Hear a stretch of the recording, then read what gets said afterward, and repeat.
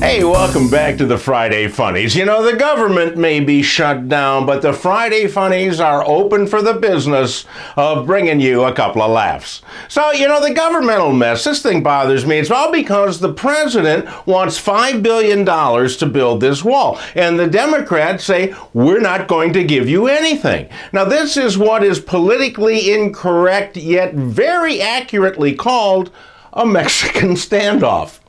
This is just like this. The main issue as I see it is money. Apparently, it costs a lot of money to build a wall, especially if you use new materials. My suggestion is that we build a wall out of the junk we already have. If every American were to clean out their garage and their basement, we'd have enough junk to build a sizable wall. And if you added junk cars and building refuse and old tires, we could have a wall 20 foot high. It's just something to think about. And today I'm thinking about the rampant idiocy that has happened in only the first 11 days of the new year. Take a look at these stories and I think you'll see what I mean.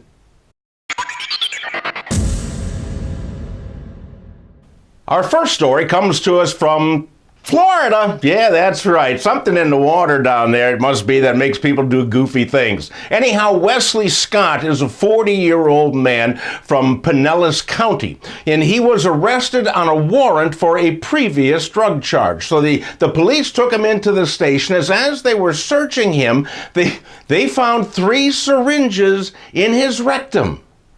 I'll give you a second to say WTF on that one, you know. When they said, hey, look what we found, he said, hey, those are not my syringes, and I do not know how they got there.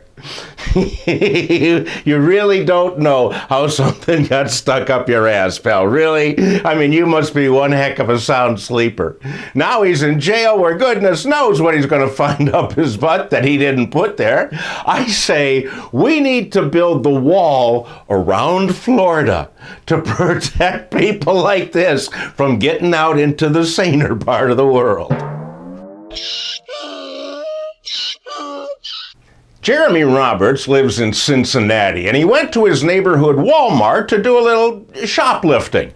Well, while he was there, a policeman saw him, and he ran from the store, and the policeman was chasing after him, and Jeremy was looking for some place to hide, and he ran into the rear entrance of the first building he came to, which happened to be the District 3 police station.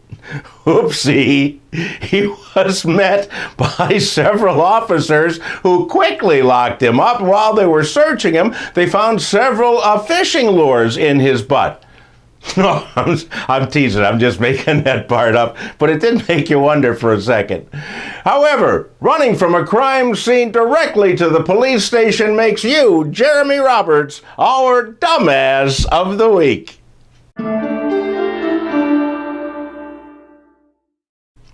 I don't know if you've ever tried that online dating, but it sounds like it could be a little tricky. In Oklahoma, a state game warden struck up a conversation with a woman he met on the dating app Bumble, which to me seems like a really stupid name for a dating app. But they started chatting, and the woman in the conversation proudly stated that she had just shot a large buck and even attached a photo of her and the deceased animal.